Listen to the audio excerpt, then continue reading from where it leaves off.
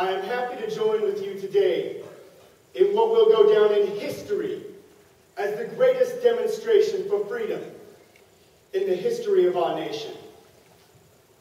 50 years ago, a great American, in whose symbolic shadow we stand today, signed the Emancipation Proclamation. This momentous decree came as a great beacon light of hope to millions of Negro slaves who had been seared by the flames of withering injustice. It came as a joyous daybreak to the end of a long night of their captivity. But 100 years later, the Negro still is not free. 100 years later, the life of the Negro is still sadly crippled by the manacles of segregation and the chains of discrimination.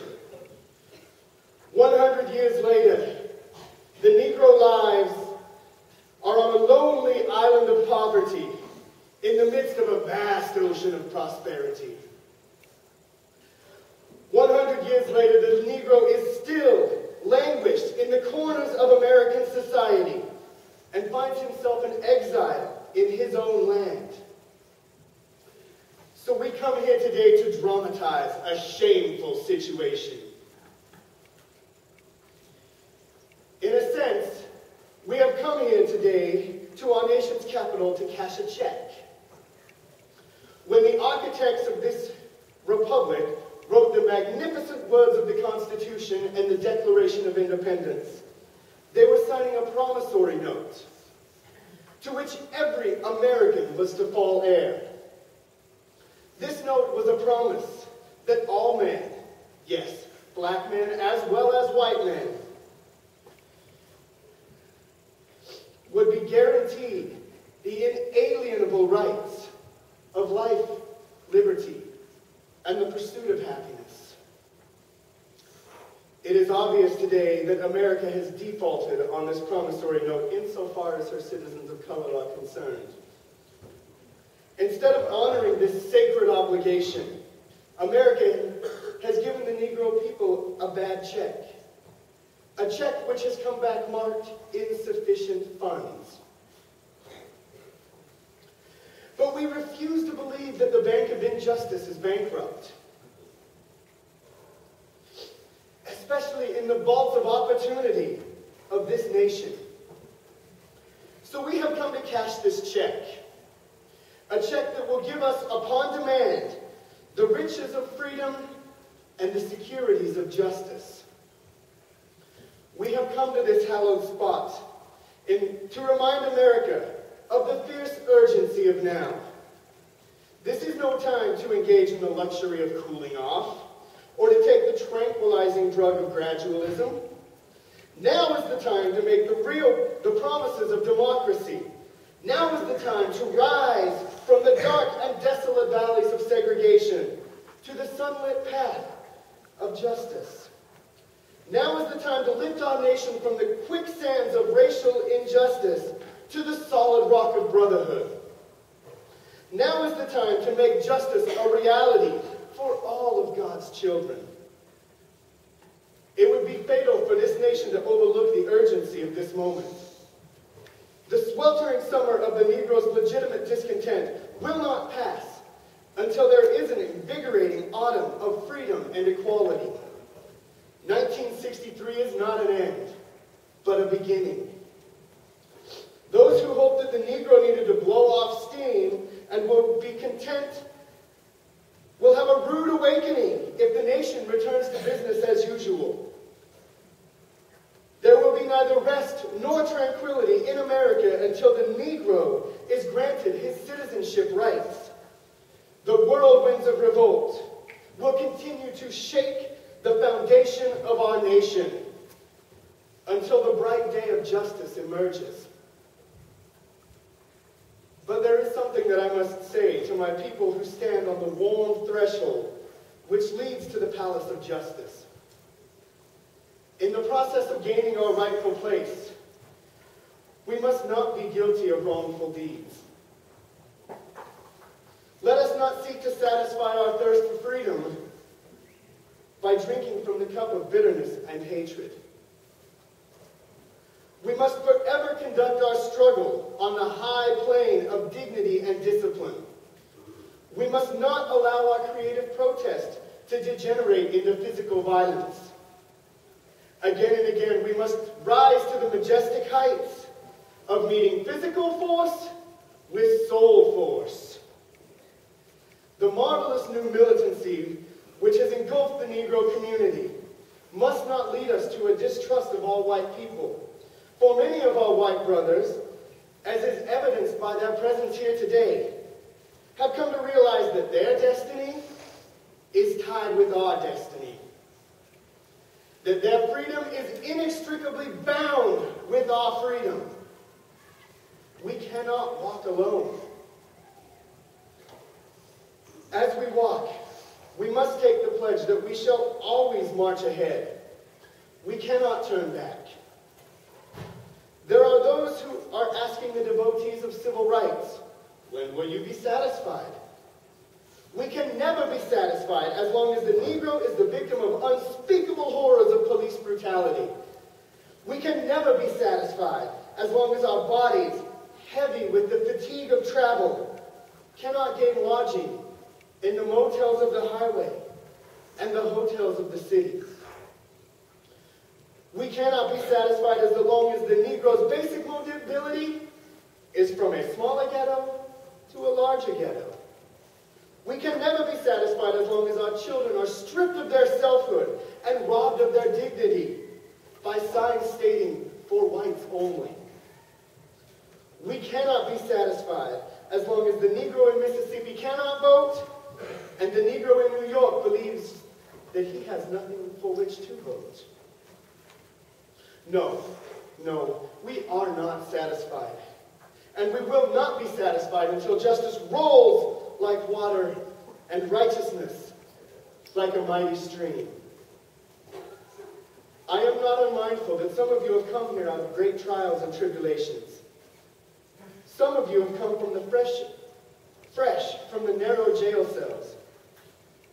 Some of you have come from areas where your quest for freedom left you battered from the storms of persecution and staggered by the winds of police brutality. You have been veterans of creative suffering. Continue to work with the faith that unearned suffering is redemptive. Go back to Mississippi. Go back to Alabama, to South Carolina. Go back to Georgia. Go back to Louisiana. Go back to the slums and the ghettos of the northern cities, knowing that somehow this situation will be changed. Let us not wallow in the valley of despair. I say to you today, my friends, so even though we face the difficulties of today and tomorrow, I still have a dream. It is a dream deeply rooted in the American dream. I have a dream that one day this nation will rise up and live out the true meaning of its creed. We hold these truths to be self-evident, that all men are created equal. I have a dream that one day, on the red hills of Georgia, the sons of former slaves and the sons of former slave owners will be able to sit down together at the table of brotherhood. I have a dream that one day, even the state of Mississippi, a state sweltering with the heat of injustice, sweltering with the heat of oppression, will be transformed into an oasis of freedom and justice. I have a dream that my poor little children will one day live in a nation where they are not judged by the color of their skin, but by the content of their character. I have a dream today. I have a dream that one day down in Alabama, with its vicious racists, with its governor having his lips dripping with the words of interposition and nullification, one day, right there in Alabama, little black boys and black girls will be able to join hands with little white boys and white girls as sisters and brothers. I have a dream today. I have a dream that one day every valley shall be exalted. Every hill and mountain shall be made low. The rough places will be made smooth, and the crooked places will be made straight. And the glory of the Lord will be revealed, and all flesh shall see it together. This is our hope. This is our faith that I shall go back to the south with. With this faith, we will rise and see the hew out of the mountains of despair. And we will hew out a stone of hope. With this faith, we will be able to transform the jangling discords of our nation into a beautiful symphony of brotherhood. With this faith, we will be able to work together, to struggle together, to pray together, to go to jail together, to stand up for freedom together, knowing that one day we will be free. This shall be the day when all of God's children will be able to sing with new meaning. My country, 'tis of thee, sweet lands of liberty. Of thee I sing. Land where my fathers died, land of the pilgrim's pride. From every mountainside, let freedom ring. And if America is to be a great nation, this must become true. So let freedom ring from the prodigious hilltops of New Hampshire. Let freedom ring from the mighty mountainsides of New York. Let freedom ring from the heightening Alleghenies of Pennsylvania. Let freedom ring from the snow-capped Rockies of Colorado. Let freedom ring from the curvaceous slopes of California. But not only that. Let freedom ring from the Stone Mountains of Georgia. Let freedom ring from Lookout Mountain of Tennessee. Let freedom ring from every hill and molehill of Mississippi. From every mountainside. Let freedom ring. And if this is to happen, when we allow freedom to ring, when we let it ring from every village and every hamlet, from every state and every city, we will be able to speed up that day when all of God's children, black men and white men, Jews and Gentiles, Protestants and Catholics, will be able to join hands and sing in the words of the old Negro spiritual. Free at last, free at last.